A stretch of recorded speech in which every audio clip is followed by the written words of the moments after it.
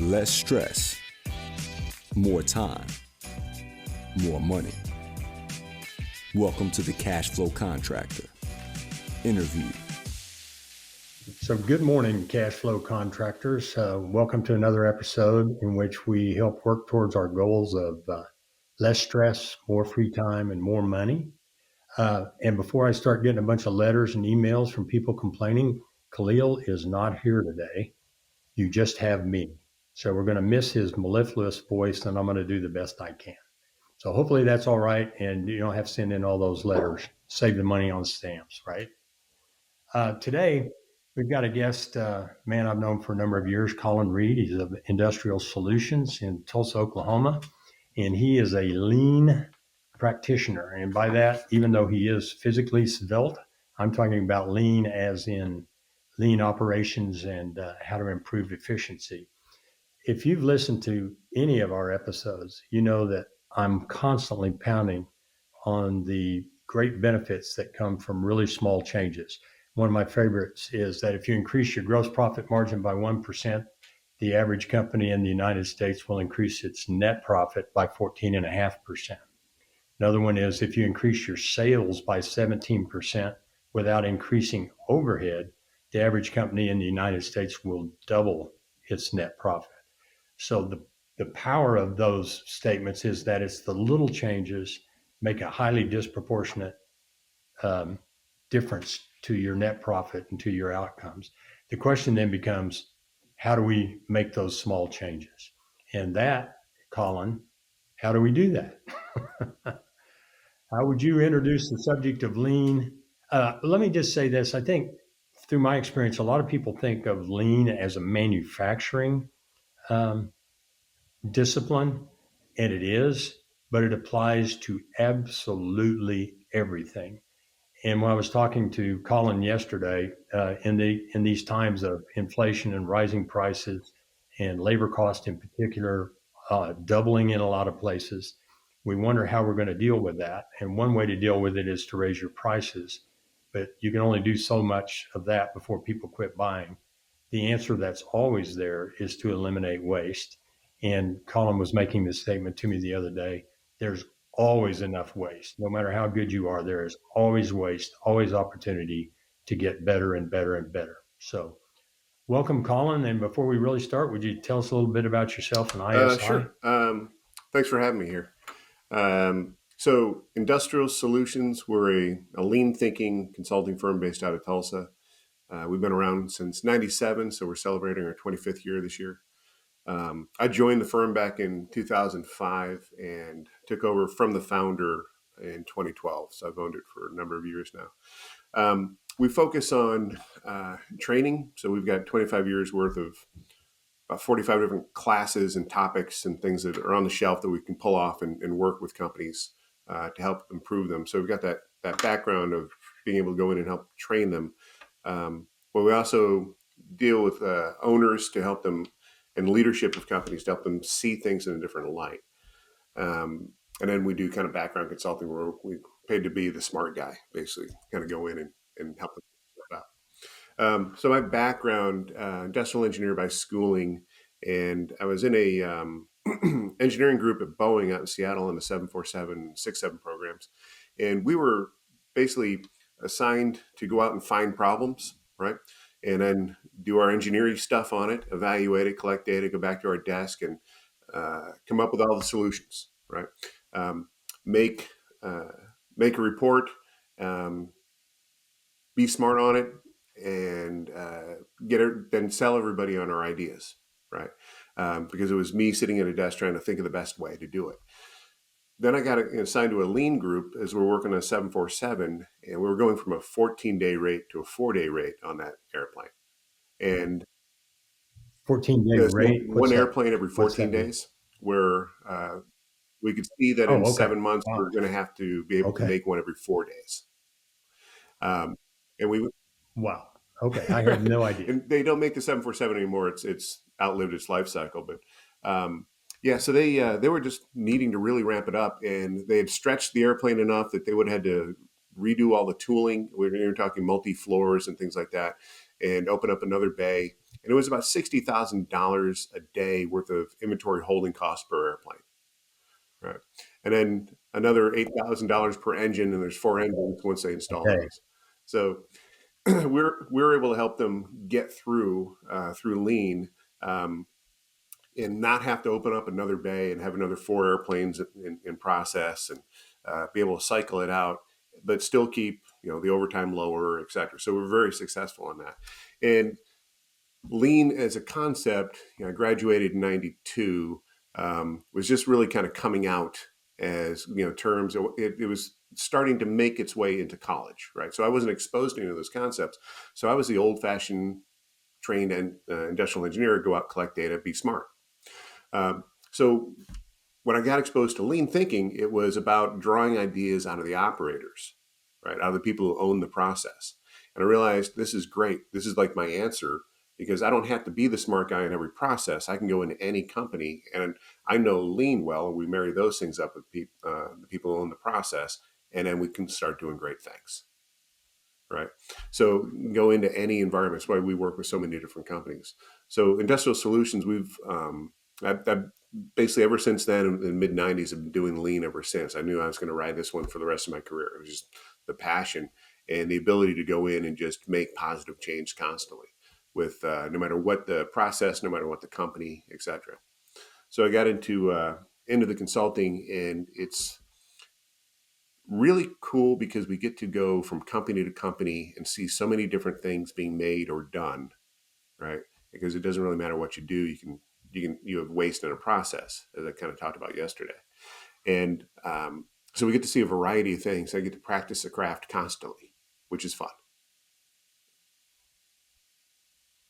And since you alluded to yesterday, I'll just point out that you did a workshop for a group that I put together yesterday, which was really informative. One question: would you say there's opportunity to eliminate waste everywhere you go? Yeah. So one thing I'll use occasionally for training is because I'm a geek on this stuff, right? I do it with everything I do. Right. Is grocery shopping. So most people kind of just create a list over the course of a week or so, and then so their list is random, and it's basically what they just ran out of. So it's on top of mind, so they're going to write it down. Then they look through the cupboards and stuff, and it doesn't necessarily stand out that something's missing, etc. And they go to the store with a random list, and they are just playing Plinko, kind of going around the store, right? Mine's a little bit more efficient. So our group. Yeah, I would never guess. So my grocery list is an Excel sheet, and like a Starbucks cup, right? If you go into Starbucks and they take your order, that entire menu is on the cup, right?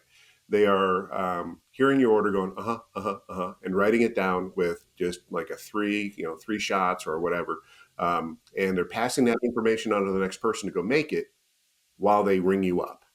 Right. So they've transferred your customer intent to somebody else. They're reading it and filling it up with the right thing, usually. So that type of mentality of quick checklist, they're not doing a lot of work and writing things out. They're just putting marks on it. That's what my list is. So if you kind of think of what are you normally buying, that's what my list essentially is. So I have an Excel sheet that I print out, and it's basically a half a page, and I'm just circling things that I need.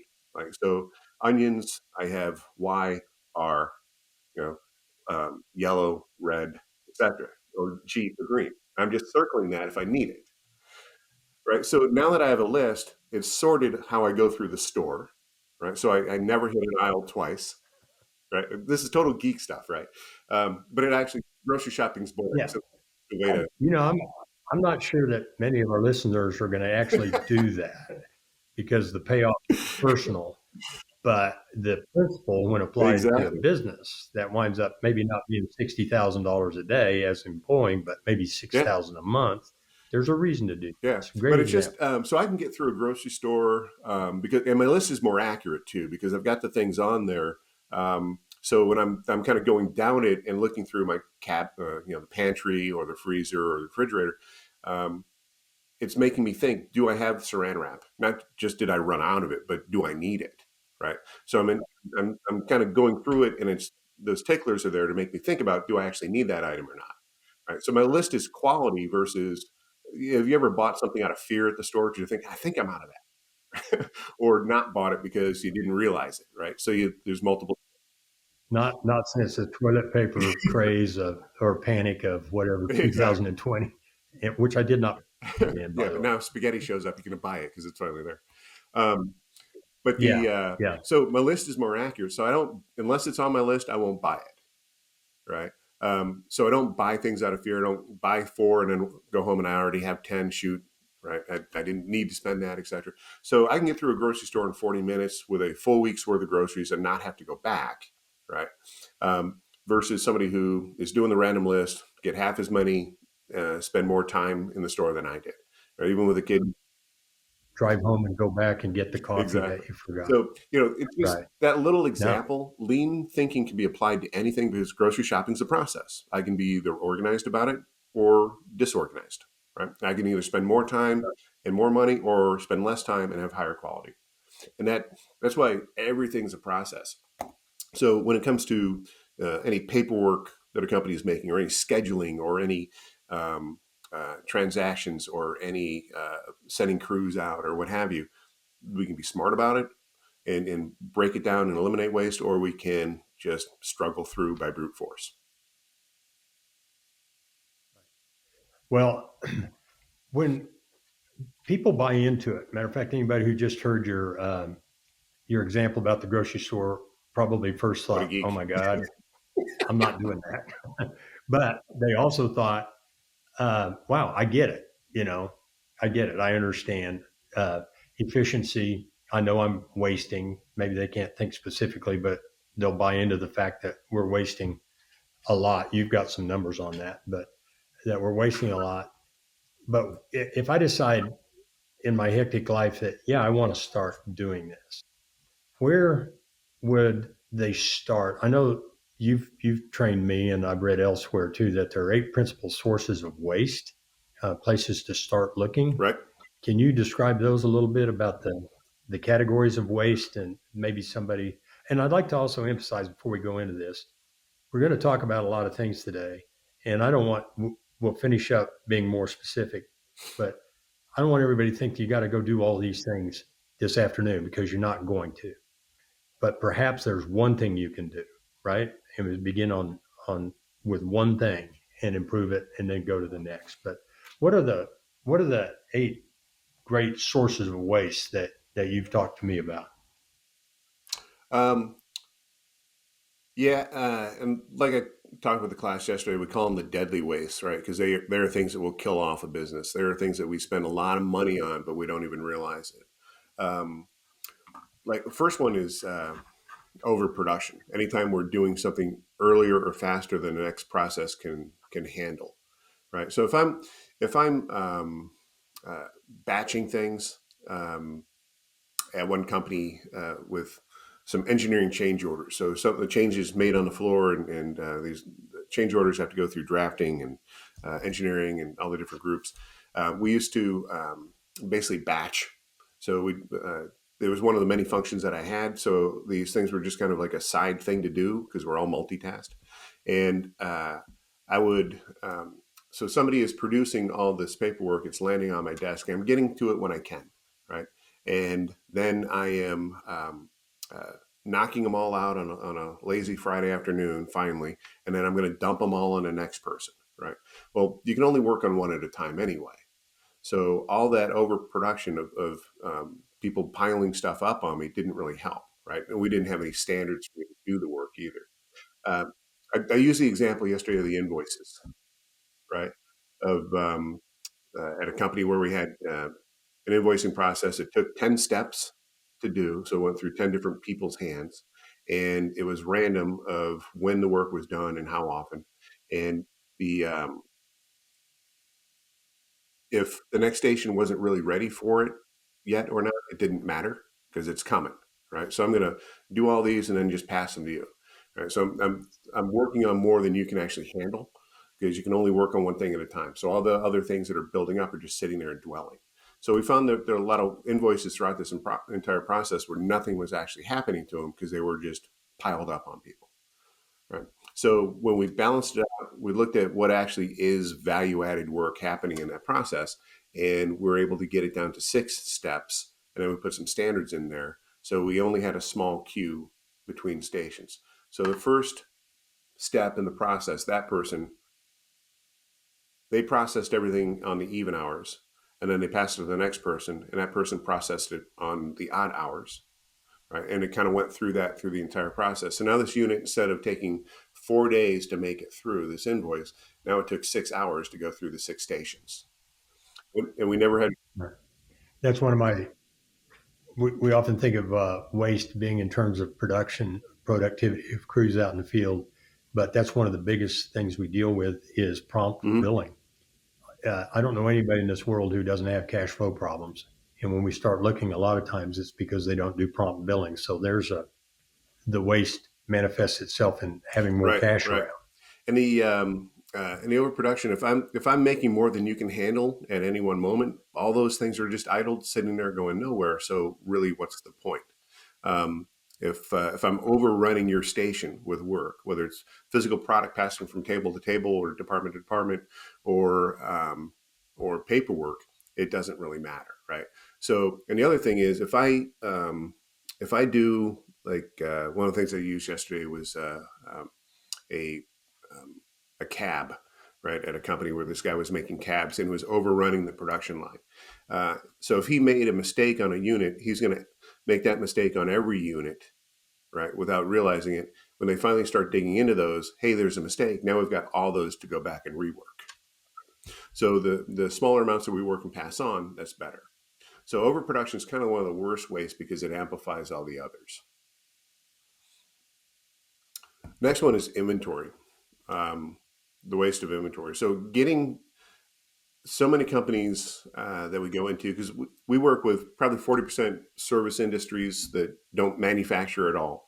A wide variety of retail stores to contractors and things like that.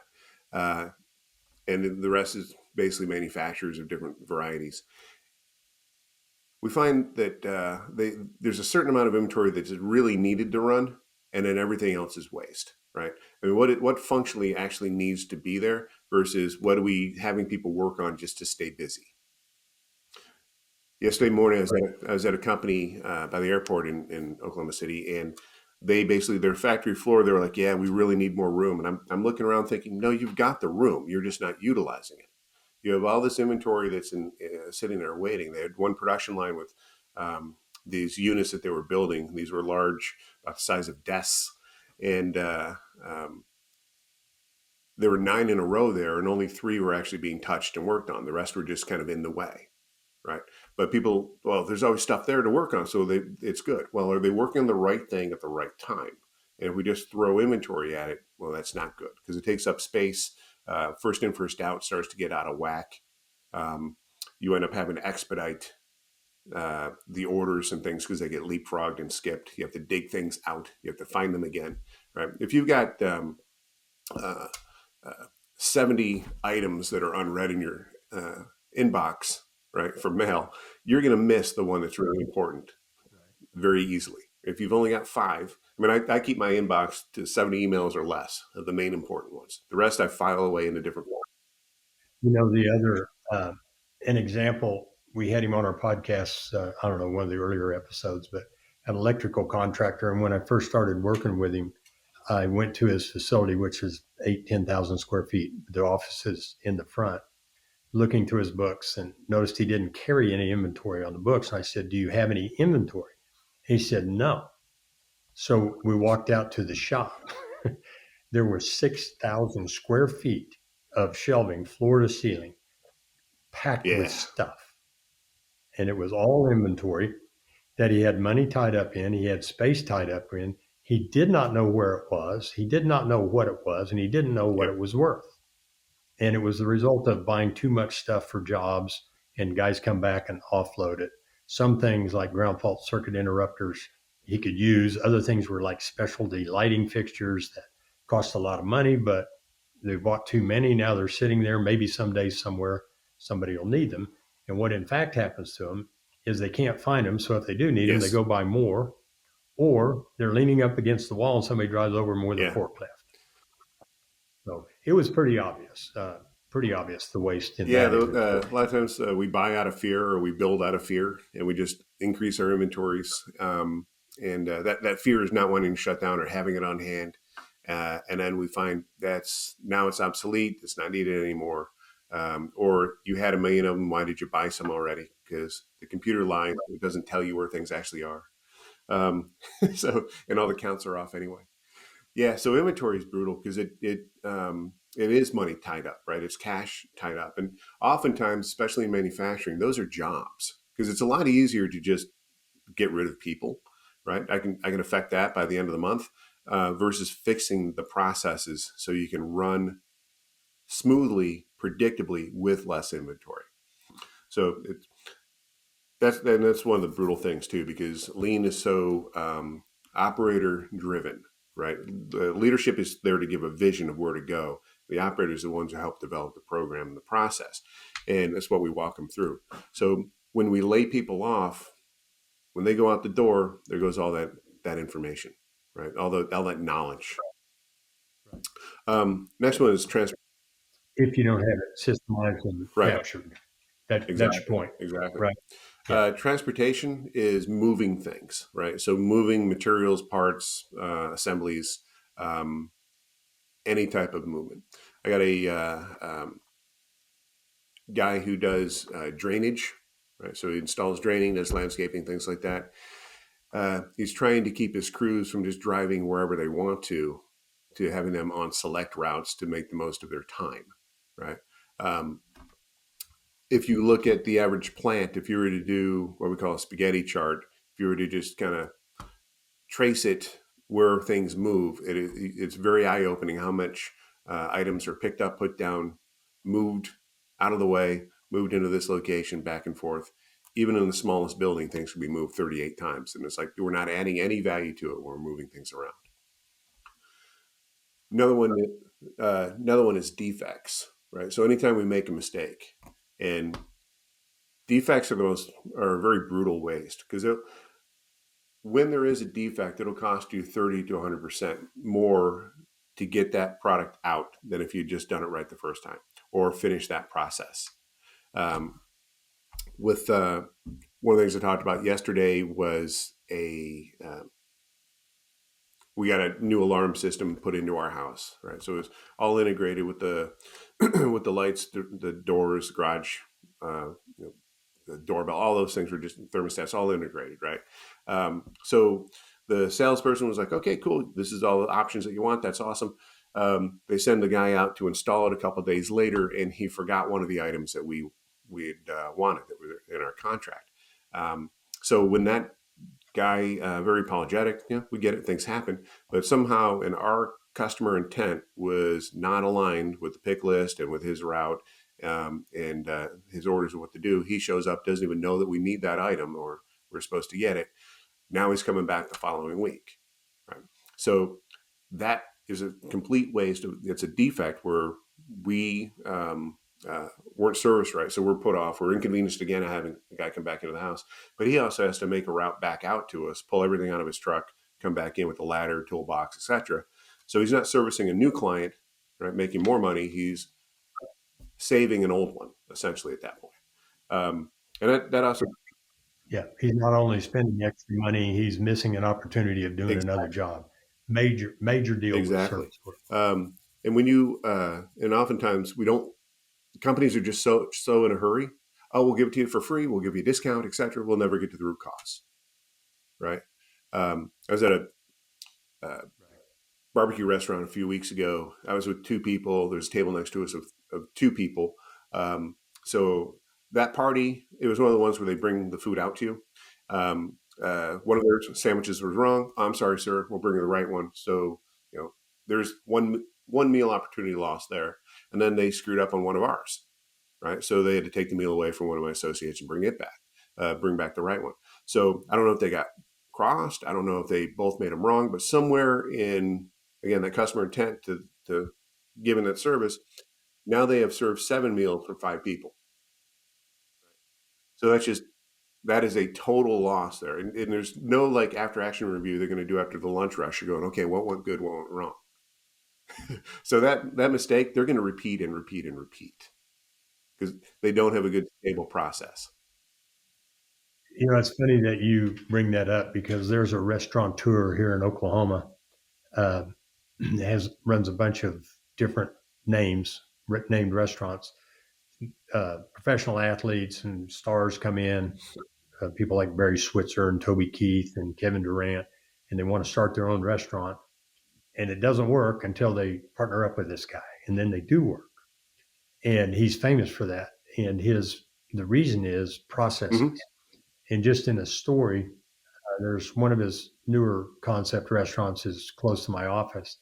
And when it opened a couple of years ago, we went there just because it was new, and the service was terrible. I mean, we weren't seated right. They brought us the wrong stuff. It was everything, you're just a little bit late, kind of, shouldn't we see something? Anyway, it was not good. And so we thought, wow, not coming Right. back. Well, some friends of ours said a week later, well, let's go try that new place. And I said, well, we did, and it was pretty bad. And I go, well, let's just go try anyway. We went over there, and there was a sign on the door and said, restaurant name closed until a week later for staff training. So they shut her down. And we went back after that. Now it's one of our favorites. But this guy's hugely successful. It's why the restaurants for famous people work when he's running them and don't work when he's not. But that's what it was. All processes and training. And when he spots a problem, he shuts that sucker down. He's had several other restaurant concepts in Oklahoma developed, and he might run them for 3 or 4 months. But if they're not working, shut them down. And probably still has to pay the lease, but he's just going, we're not doing it. One of my first consulting gigs was for a barbecue restaurant. And that's actually where I realized I will work for food because it was barbecue. But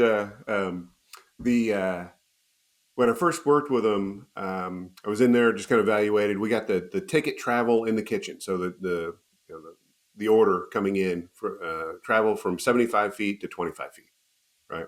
We got them on a replenishment system, kind of like most barbecue places have, like Sooner or whatever, or Billy Sims, right, where they have the stuff in there. They run out, they just switch out the bins, and that's filled up later by somebody else, right? We got him from, he told about a year later when I talked to him again, after we did a number of things of his flow and processes, he said, I went from 18 people to 8 to run the business. I can see some savings because it's a low margin business. And he said, I didn't fire anybody. It was just when somebody left or moved on or retired or whatever, I just didn't replace them. I just did some more of the ideas, right? And I didn't need to. So he was able to streamline that thing incredibly well. It was really kind of cool. But yeah, so Defects is where we left off. Those are brutal because, again, it's reputation as well, right? That you're destroying. So you get known for being bad. And nothing spreads faster than that, right? It's almost word of that spreads faster than light sometimes.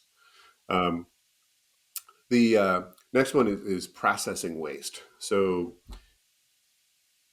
extra steps that we do where if you were to itemize it and hand that bill to the customer, they'd line item veto a lot of those things, right?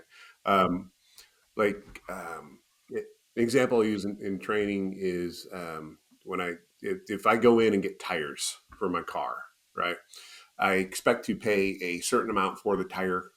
And if I say it was $600 for 4 new tires for a vehicle, and I go up to the counter and they say, well, it's $750. Well, how come? Well, we have a stacking and restacking fee that we had to add on because we got too many tires in, and it ended up. Yeah, it's kind of weird. We put them in the bay that we use most often, so we had to move them to other bays, and then we had to move them out of that one. So we had to stack them and restack them. Okay. And we also made a mistake. We put the wrong ones on. So we had to take those off and put the right ones on. Okay. And we also were training somebody. So we had somebody standing there and watching them. So you're paying double the wages. You wouldn't pay for that. Right? But when companies have extra things built into their processes, they're paying for that. Right? So if you fundamentally look at what is value added, what does the customer want, right? And how can we get out of the way and make that actually happen and streamline the processes? So a lot of times there's extra steps where if we go, you know what, let's just rearrange the sequence, or let's add this column onto that form, and now we don't need this other one.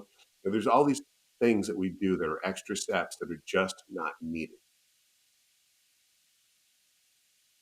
That concept of value added, when we talk about it, sometimes sounds like a little bit of business school verbiage, but it's not. It's what I mean. I like your example about I'm not paying because you guys can't stack your Right. tires right. One of the examples I see all the time with contractors who move out is it is necessary that the crew get to the job, and that's I mean I don't know how to do it without them having to travel to the job, but to pull off the job 5 times during the day to go to the parts store to get parts that they Right. forgot to bring. If you had, I mean, I like the way you say it. If you itemize it on the bill and handed it to the customer, would they be willing to pay for it? Now, some customers don't want to pay Right. for anything, but most Right. people being fair, they go, yeah, I got a swimming pool, but no, I don't want to pay for the fact that you screwed up the plumbing and had to do it Exactly. twice. Exactly. Um, Yeah. yeah. So accuracy is really crucial, especially um, with small businesses like that. That's really fundamental. We're working with a landscaping company that does drainage right now to help them streamline things to get more process out there, because he's got several crews and they're not finishing things in the time that they should because they're disorganized. Their vehicles or trailers aren't organized, and that's a factor of it. The people, if you send a crew of 4 out and only 3 are working and one's waiting on you to finish so I can do my job, well, we're not sequenced right either for the work.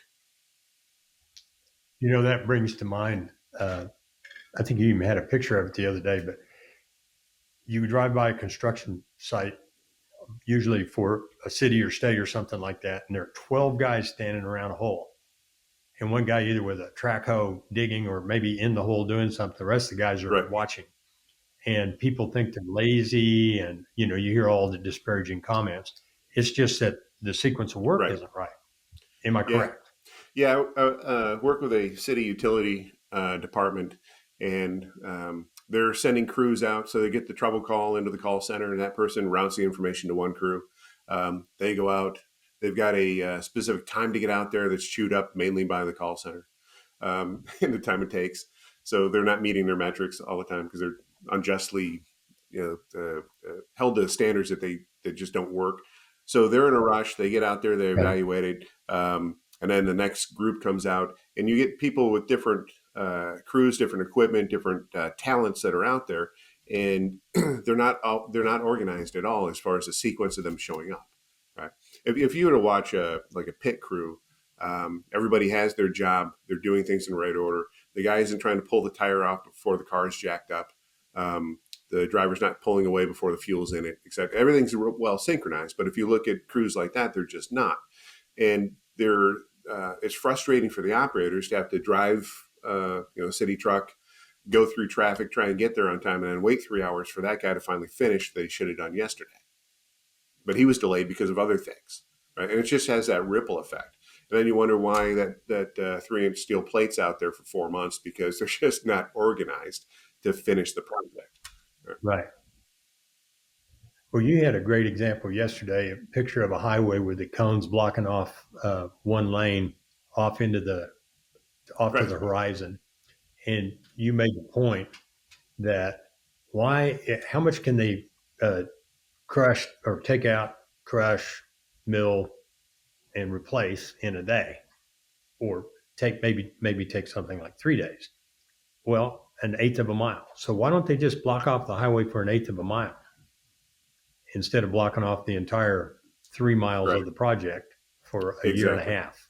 Yeah. Right. As they go through, do one step, then they come back and they do the entire next step for everything. And yeah, you've got all that highway idled the entire time. And finally, it's all complete at once versus just completing sections of it. Yeah. Yeah. It's just different way of looking at it. So those processes are they're brutal. Um, The next one is motion waste that we tend to hit on, and that's people walking around, right? My brother, when he got out of the Navy, worked for ADT, and so he's installing security systems. And I'm 8 or 9, but I'm listening to him talk about how this coworker drives him nuts because he kind of gathers what he needs. He goes up, and my brother would gather what he needed and go up the ladder. This other guy would grab a few things, go up the ladder, and he was going up and down the ladder 12 times to do the same work. Right, all that extra motion is brutal. And if you think about like your shop rate, right? What are you charging to make money? So, great example I use for motion waste is I was at a machine shop where a guy running a Bullard, a machine, he the if he's running his machine, he's making the company $200 an hour, right? That's what they use as their basis for everything. And so when he's chasing down drawings, moving material, trying to find the forklift, all those things, when he's running around, going up to get his program or whatever, up to the office, he's not making that money, right? Because the machine can't run without him being in the area. So I had him walk down the aisle 100 paces. And I timed how long it took him to walk down the aisle 100 paces. And it was 3.4 cents a step when I ran it by the shop rate, right? So 3.4 cents a step for him to walk around and chase things down.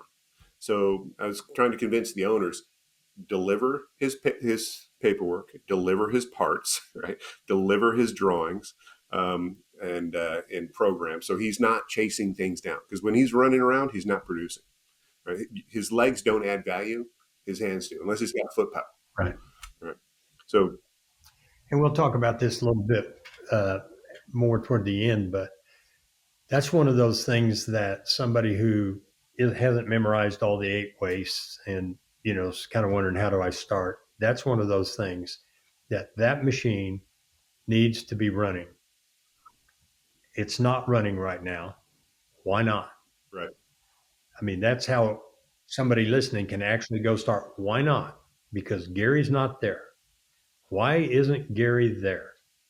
Because he's getting paperwork. Okay. So we can do something about that.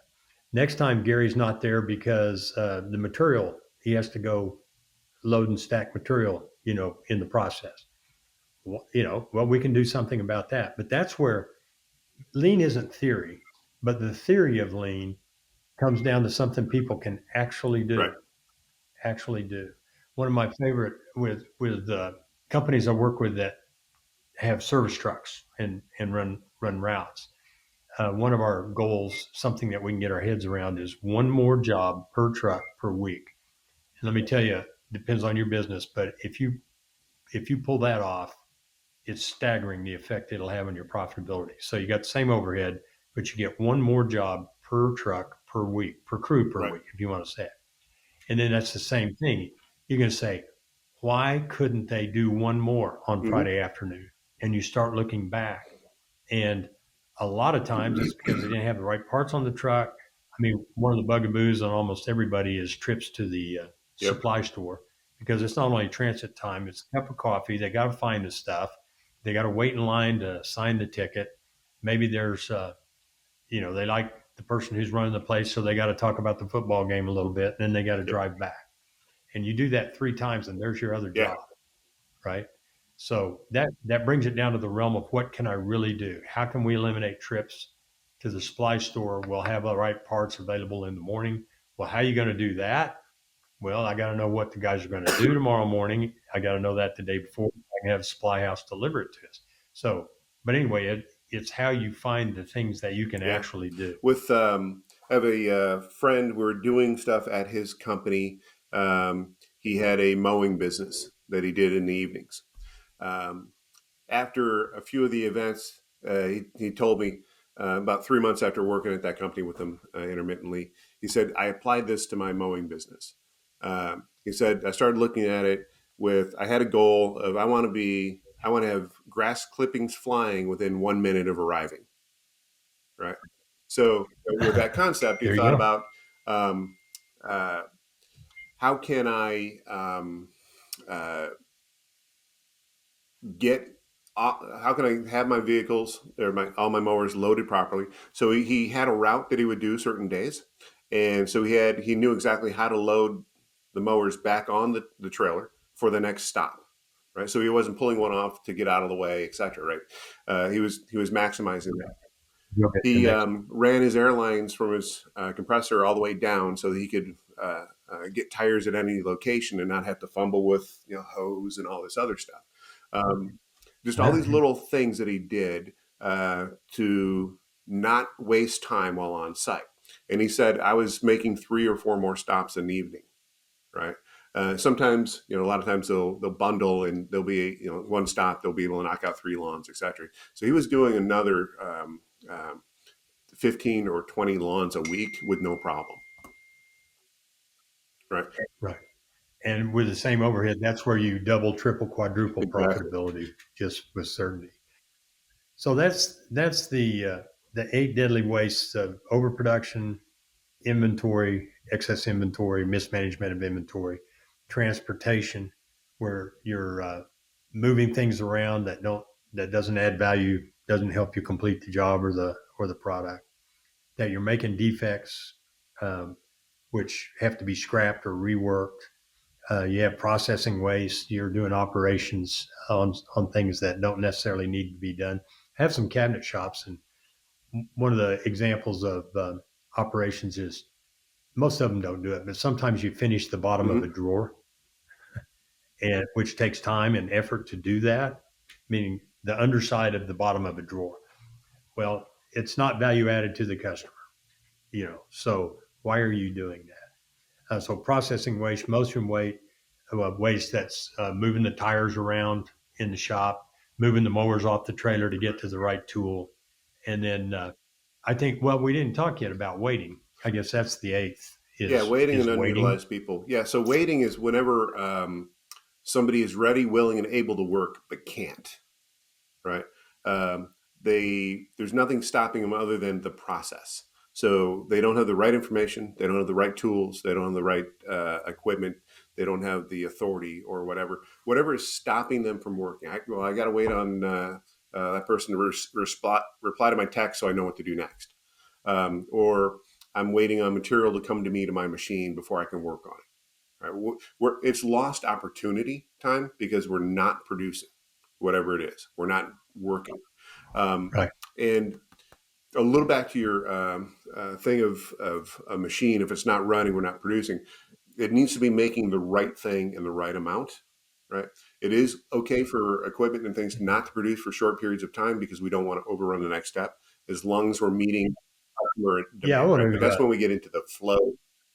No, I think that I'm glad you brought that up. I've had a number of discussions over the years with people who think that the most expensive machine needs to run Right, 100% of the time, and because it's the most expensive, and it's right, absolutely not true. In that discussion about the machine operating, it needs to be the right. bottleneck machine.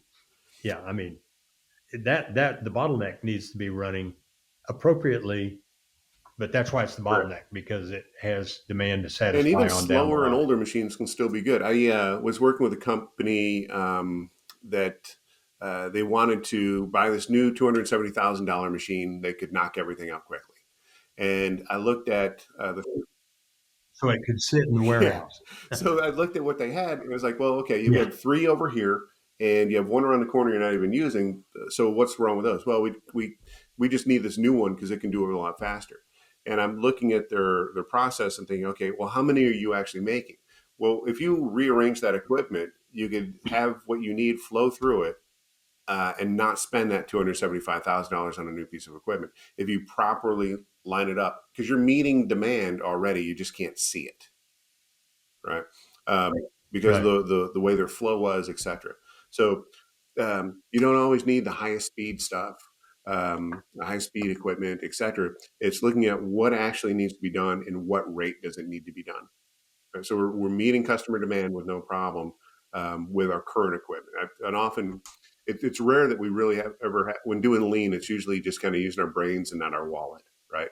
It's thinking about the process and um, how can we use our current resources better? So too often companies try and buy their way out of it with more people or more equipment or more floor space when again they've got the capacity. So that idle time, that waiting time is just another one of those ways. And then the last one to hit is that unutilized people. I've got a company that I'm working with where they're trying to do everything on site as quickly as possible before um, the corporate leader comes in from overseas, because he just comes in, raises hell for a little while, and then goes away. Right. So he comes in as a dictator telling everybody what to do, and he thinks he's solving all the problems, and he's just causing chaos, and then he goes away. Right. And then he just repeats that process basically every month. uh, Never tapping into the people who know the process well. So good leadership, and we have courses that we do on this, and we teach one tomorrow at Tulsa Tech, is about training leadership to understand you need to provide that vision, and then let your people help develop the processes, because they're the ones that are intimate with it. Right. As we talked yesterday, who knows how to do something best? The person doing the process. It's not the leadership, it's not engineering or whatever. It's the people that are touching it day to day. So they're the ones that should help us develop the better new process. And then there's that ownership with it too. Right. Um, I've seen people reject good ideas because it was done to them instead of done by them. Right. So you want that ownership of people that Right. really just go, yeah, this is cool, and now I'm proud of it because it's my ideas. Hey, check this out. Right. Check out what I did over here with the group. That was my idea. There's a lot of pride that can come from that, and we want people to be involved like that, because we don't want drones doing work waiting to be told what to do next. You want workers that are thinking, right? Thinking about the process and always thinking, hey, is there a better way? Right? Is there a better way of doing it? If they've got that knowledge of what waste looks like, and if they've got the empowerment of management saying, you know what, go ahead and do it, try it, give it a shot. Right? Again, we're not always buying our way out of the process.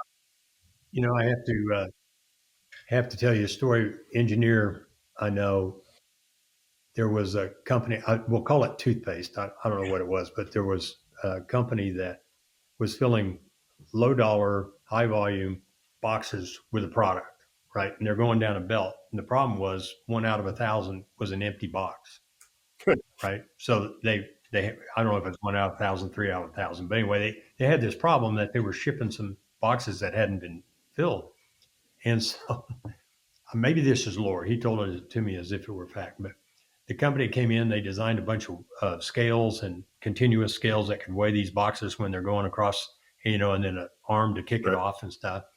And they went out to implement it. And the guy on the line had said, I got that problem solved. And he'd set Man. up a fan, one of those shop fans that's 4 feet Right. off the ground. And it was blowing across the line. An empty box came and Right. just blew it off. So they'd spent thousands and thousands to figure out an engineered solution. This guy just plugged in a fan, moved it over there, and blew them off the Exactly. line. So, yeah, it's fun. You don't always find those kind of things, and it's a collaboration, don't you think? Because always to involve the people. But in my history of working with guys, I say, "How can we do this better?" And they might just say, "Well, I don't know. I've been doing this all the time." So they kind of need to be educated in these same eight deadly Yeah. wastes that they can kind of. Is that your Oh, experience, or do you find that you're just overwhelmed with yeah. good ideas? When going into a company, if we're going sometimes we're just plugged in because they need help in an area and then go away. They don't want to look for the big whole transition, or they're already doing it on their own. We're a lot of corporate companies that they've got continuous improvement on site, but they're not good at this particular topic, so they bring us in, right? But most companies, we bring from womb to tomb on the entire process, so through the entire experience. So we help the management develop that plan, but we need not just the management to be able to see these ways. We got to train the operators. So we have different classes that we do for manufacturing or office or warehousing or food industries. So the people who touch the process, we get them trained. Because if, like, when I used to work for Stairmaster, it was kind of funny. I used ISI back then. Um, with the one-on-one training, I basically wanted them, because the more that the operators could see waste in the process, the more they can help eliminate it. And so you get people who have been doing the same task for 15, 20 years, running a machine or assembly or what have you. They haven't really looked at it in a different angle in a very long time. You get some people who are just intuitive, like it was for me growing up. Process improvement was just kind of how I thought, how I was wired, but not everybody. So what you really want is where your average person can understand the concepts and they start generating ideas. And it's amazing the turnaround of people that are kind of just going in, punching the clock, and working and kind of staring at it all day, waiting for 3:30 to get out of there, that become really engaged with their work. At one of our companies locally, uh, there were two guys. One, they're both welders, and one was in kind of the lead over fabrication. And essentially, for him being a lead, he kind of topped out as far as mentally in his career. He thought, "Well, this is it. I've made it." When he got exposed to lean, it really clicked with him, right?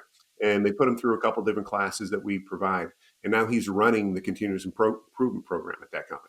Same with the other guy. Right? They're both running it at this 70-person company.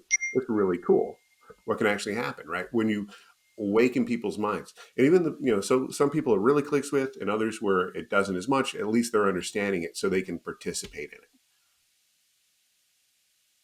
Right. They're moving farther and further away from being a machine themselves to being a thinking human who has a project, can see results, can Exactly. accomplish things, which I think most people And it want to frees up. value. We're kind of Oh, coming sorry. to the. I was going Oh, to go say, and ahead. it frees up management. I It say, frees up management and ownership to focus on the things that are important instead of micromanaging processes, right? Because these processes just start to run on right, their own, and then you're just monitoring them from afar, not trying to get in there and by brute force getting work orders through, or telling people to do it. And we've set up systems right. where they see exactly what to do and when to do it. Uh, I think we're kind of getting close to Oh, an hour here, but one other thing I wanted to ask you about or talk about, and then we'll kind of wrap it up. But um, Peter Drucker, somebody said, if you can't measure it, you can't manage it. And one of the things that I always press for with my clients, whether they're contractors, manufacturers, home builders, whatever it is, but some kind of KPI. And if, as with one of my manufacturers, the spray booth, probably a lot of people, if they are manufacturers, paint and finish is oftentimes a mm-hmm. serious bottleneck.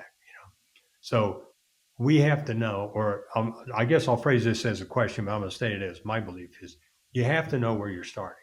We're spraying X square feet. We're doing X dollars per man hour of labor. Um, some build time for builders. We want to build a house in 180 days, and it's taken Mm-hmm. 250. But we have to have a starting place so that we can begin to see that we've made Right. a gain. And that oftentimes, so that's one thing I always uh, press people for is we have to have a starting place so that we can measure our improvement, and everybody can a non-bureaucratic, easy to see, easy to understand how many linear feet we're putting out. I have a granite shop. How many square feet are we putting out per week? That gives us something to measure. And then we can start doing the things like let's look for the waste, make a change, and how did that affect us? And that the the ability to measure the improvement is a reward. I mean, everybody can Right. celebrate. Look what we did, and then ultimately it shows up in the Right. profit and loss. Yeah. So, kind of last thing, why do I don't know that we've said anything today that people at least haven't heard of theoretically. There's waste in my business, and it can be inventory, it can be making. I've got scrap out in the yard. I got defects I got to fix. I got people driving all over. All of these things. How does somebody start, like a listener today, saying, "Yeah, I need to pay attention and get started." Um, I would go out and look at the workplace, right? Can you, if you were to go up to a work center, could you pull everything out in the aisle and somebody put everything back exactly where it belongs in 30 minutes or less? Right. It's a good gut check. Right. Okay. I don't know where this goes. Yeah. Okay. There's an issue.